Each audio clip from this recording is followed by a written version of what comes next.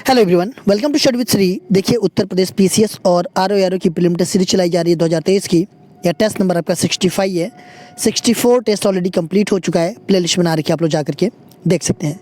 देखिए, अगर आप किसी भी स्टेट पीसीएस की प्रिपरेशन कर रहे हैं, जैसे कि बीपीएससी हो, MPPSC, Jharkhand PCS, Chhattisgarh PCS, Uttarakhand PCS, Himachal Pradesh PCS या फिर आरएस, तो आप मेरे टेस्ट सीरीज को देखिए, आपको काफ़ी फ़ायदा मिलेगा।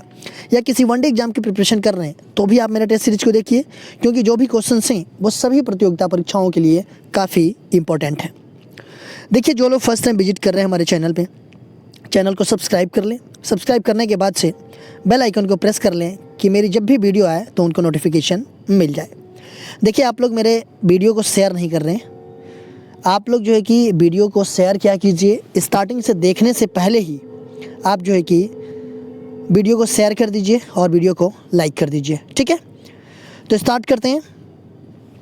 फर्स्ट क्वेश्चन है, सूची फर्स्ट को सूची सेकंड से सम्मिलित कीजिए तथा सूचियों के नीचे दिए गए कोड का उपयोग करके सही उत्तर का चयन कीजिए। देखिए, सूची फर्स्ट में कुछ विद्रोह का नाम दिया गया है, कुछ आंदोलन का नाम दिया गया है और सूची सेकंड में उसका स्टार्टिंग टाइम ये कब प्रारंभ हुआ या फिर कब हुआ ये बताया गया है। देखिए, अगर हम बात करें नील विद्रोह की, तो नील विद्रोह जो है कि 1859-60 में हुआ था, ठीक है। 1859-60 में हुआ था। बंगाल में यूरोपीय लोग जो थे उनके द्वारा जो है कि किसानों से बलपूर्वक जो है कि नील की खेती करवाया जा रहा था, ठीक है। संथाल विद्रोह की अगर हम बात करें तो ये जो है कि 1855-56 में हुआ था और ये बंगाल के मुर्शिदाबाद तथा बिहार के भागलपुर ज़िले में स्थानीय जमींदार, महाजन और अंग्रेज कर्मचारियों के अन्याय से जनता ने एकजुट होकर के उनके विरुद्ध जो है कि ये विद्रोह किया था, ठीक है। दक्कन दंगे की अगर हम बात करें तो ये जो है कि 1800 कब हुआ था, 1875 में। दक्कन दंगे की बात करें तो ये 1875 में हुआ था महाराष्ट्र में। यहाँ पे जो है कि रैयतवाड़ी क्षेत्र के किसान ऋण जो है कि अदायगी को लेकर के महाजनों के ऋण जाल में ये फंस गए थे और ये जो अमेरिका गृह युद्ध था उस टाइम पे मतलब अकाल के बावजूद भी लगान की दरों में 50% की वृद्धि हुई थी। तो ये हो जाएगा आपका 1875।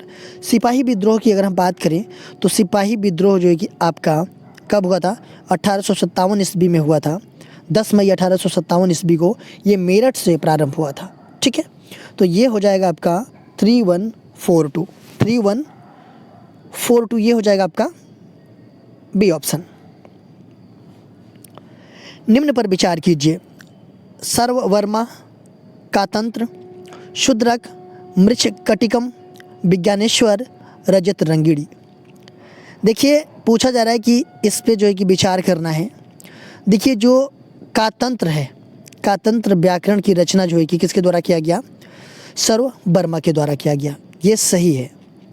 देखिए, मृच्छकटिकम की रचना जो है कि शूद्रक के द्वारा किया गया, ये भी सही है। और विज्ञानेश्वर जो है कि विज्ञानेश्वर की रचना जो है कि मीताक्षरा ने की थी और रजत रंगड़ी कल्हड़ की रचना थी ये, ठीक है। तो ये जो है कि तीसरा सुमेलित नहीं है, मतलब ये गलत है, ठीक है। तो इसमें से सही कौन कौन सा है पूछा जा रहा है, तो ये पहला और दूसरा सही है। तो ये होगा आपका सी ऑप्शन। बृहदेश्वर मंदिर किसने बनवाया था? राजेंद्र प्रथम, राजराज प्रथम, नरसिंह प्रथम, इनमें से कोई नहीं। देखिए, बृहदेश्वर मंदिर किसने बनवाया था?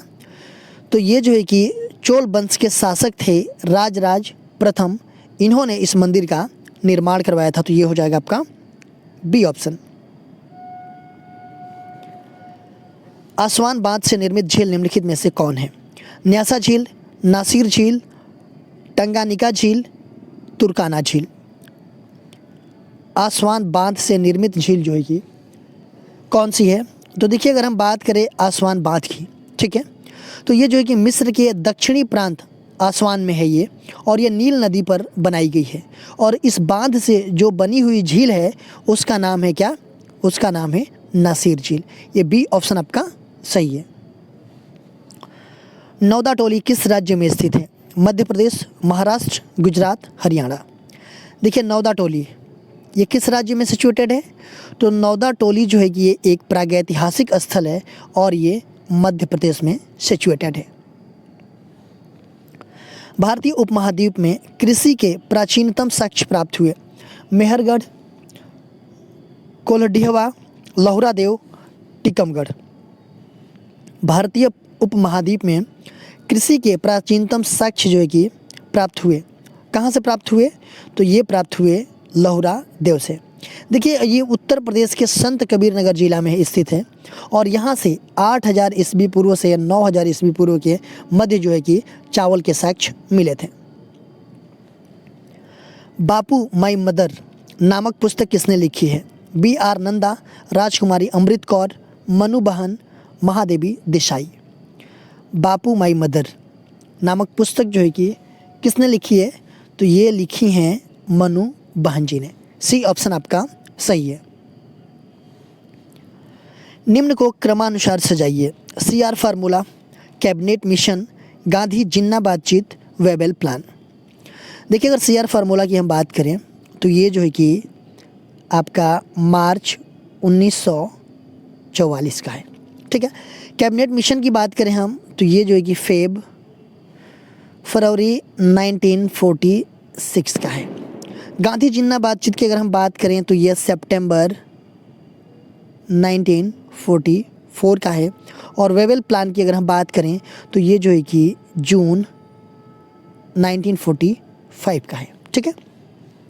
तो देखिए इसमें 1944 ये मार्च है और ये सितंबर है, तो ये हो जाएगा आपका पहले नंबर पे। कौन होगा? ये, ठीक है। उसके बाद से दूसरे नंबर पे आएगा आपका ये, तीसरे नंबर पे आएगा आपका ये जून 1945 तीसरे नंबर पे, और चौथे नंबर पे आएगा ये। तो ये हो जाएगा आपका कौन सा? ये होगा 1342, 1342 ये हो जाएगा आपका डी ऑप्शन। भारतीय स्वतंत्रता के समय अंग्रेजी सम्राट कौन था? जॉर्ज पंचम, जॉर्ज कस्टम, एडवर्ड सप्तम, इनमें से कोई नहीं। देखिए भारतीय स्वतंत्रता, जब भारत देश आज़ाद हुआ उस टाइम पे अंग्रेजी सम्राट कौन था? देखिए जब भारत स्वतंत्र हुआ था, ठीक है, उस टाइम पे इंग्लैंड में जो है कि लेबर पार्टी की सरकार थी, ठीक है। ये क्वेश्चन आता है कि जब भारत देश आज़ाद हुआ तो किस पार्टी की सरकार थी इंग्लैंड में? तो लेबर पार्टी की। और प्रधानमंत्री कौन थे? तो क्लेमेंट एटली थे, ठीक है। और सम्राट कौन थे?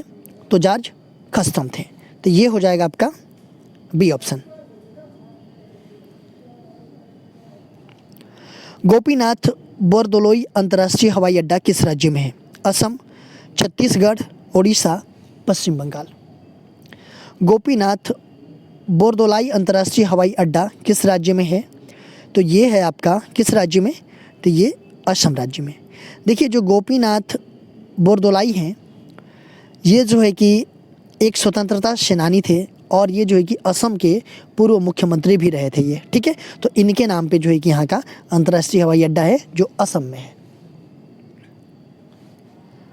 भारत के दो शीर्षस्थ बॉक्साइट उत्पादक राज्य हैं, झारखंड व छत्तीसगढ़, गुजरात व उड़ीसा, उड़ीसा व महाराष्ट्र, उड़ीसा व झारखंड। देखिए भारत के जो दो शीर्षस्थ बॉक्साइट उत्पादन राज्य हैं वो कौन कौन हैं? तो वो हैं आपके गुजरात और उड़ीसा। ये बी ऑप्शन आपका सही है। सूची फर्स्ट को सूची सेकंड से सम्मिलित कीजिए तथा सूचियों के नीचे दिए गए कोड का उपयोग करके सही उत्तर का चयन कीजिए।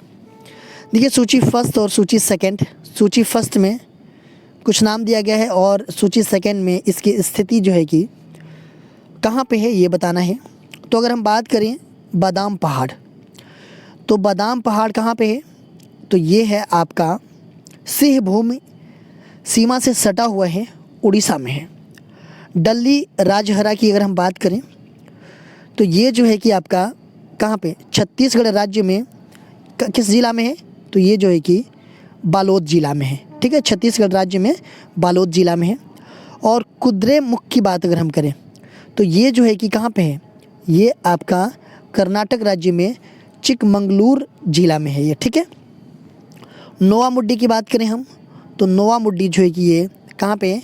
तो ये झारखंड राज्य के पश्चिम सिंहभूम जिला में है ये, ठीक है। तो ये हो जाएगा आपका 2, 3, 4, 1, ये बी ऑप्शन आपका सही हो जाएगा। निम्नलिखित में से किस झील को रुडोल्फ झील के नाम से भी जाना जाता है? न्यासा झील, नासिर झील, टंगानिका झील, तुर्काना झील। पूछा जा रहा है कि किस झील को रुडोल्फ झील के नाम से जाना जाता है। तो किस झील को जाना जाता है? तो ये जाना जाता है तुर्काना झील को।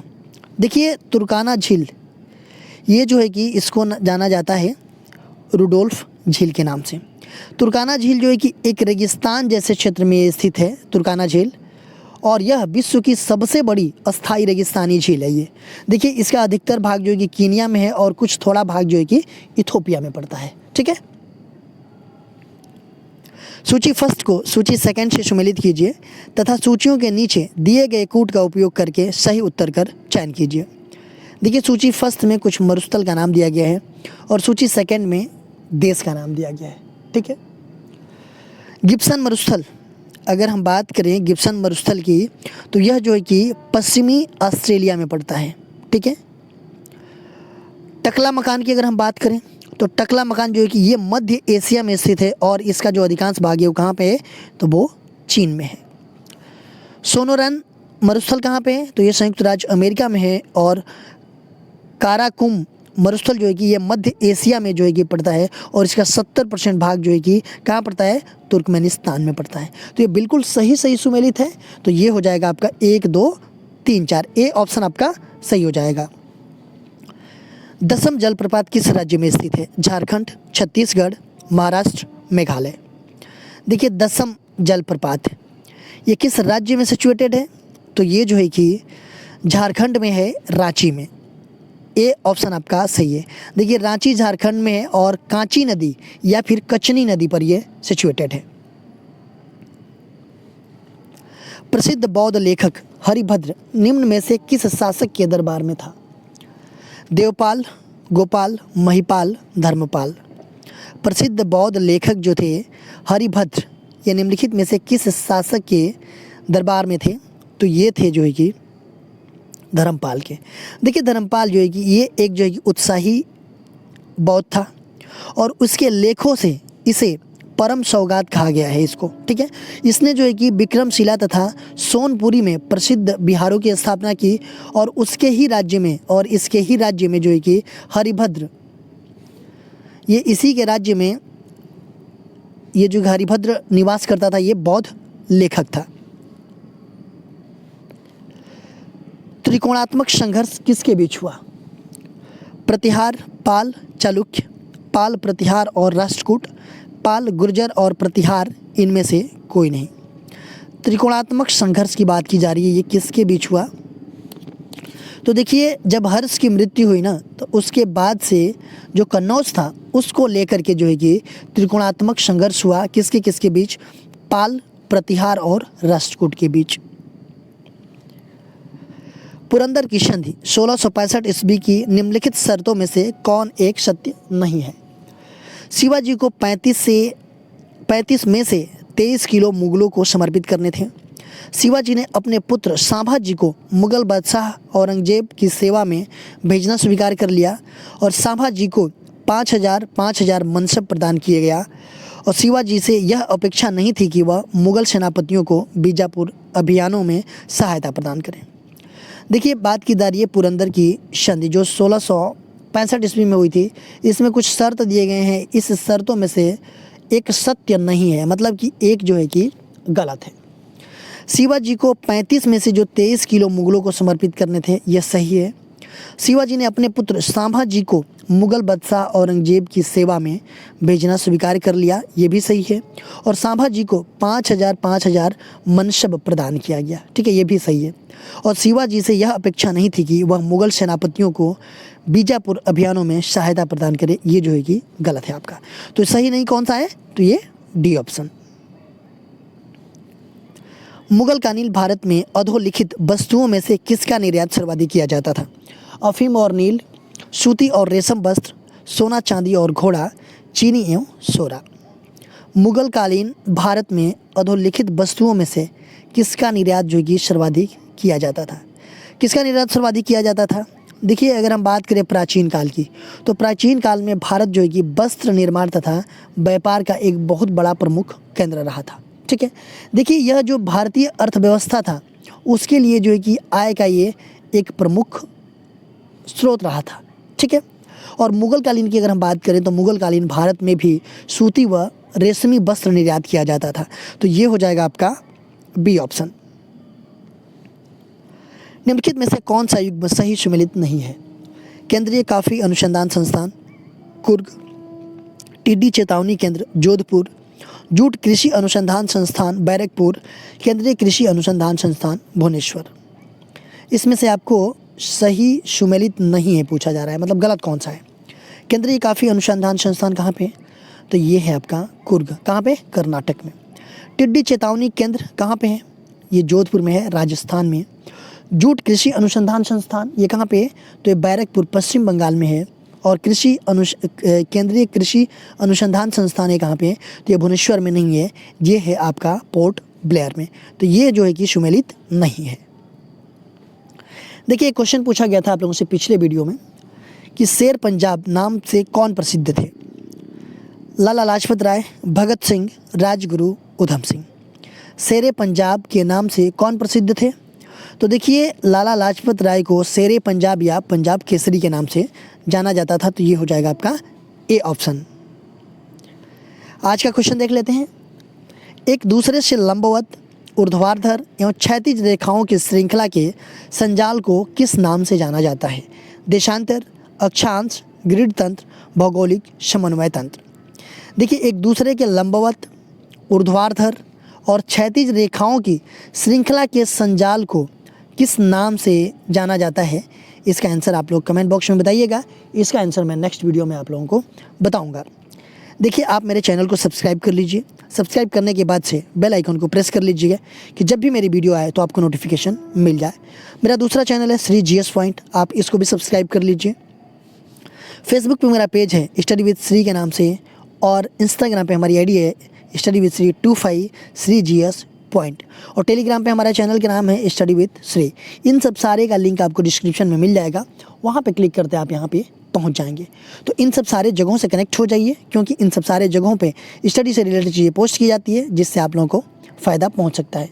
दोस्तों, वीडियो अच्छी लगती है तो आप लोग एक लाइक कर दिया कीजिए, एक अच्छा सा कॉमेंट्स कर दिया कीजिए, अपने दोस्तों में शेयर जरूर किया कीजिए। अगर वीडियो अच्छी नहीं लगती है तो आप लोग डिसलाइक कर दिया कीजिए, और कमेंट बॉक्स में मुझे बताइए डिसलाइक क्यों किया। वीडियो देखने के लिए धन्यवाद।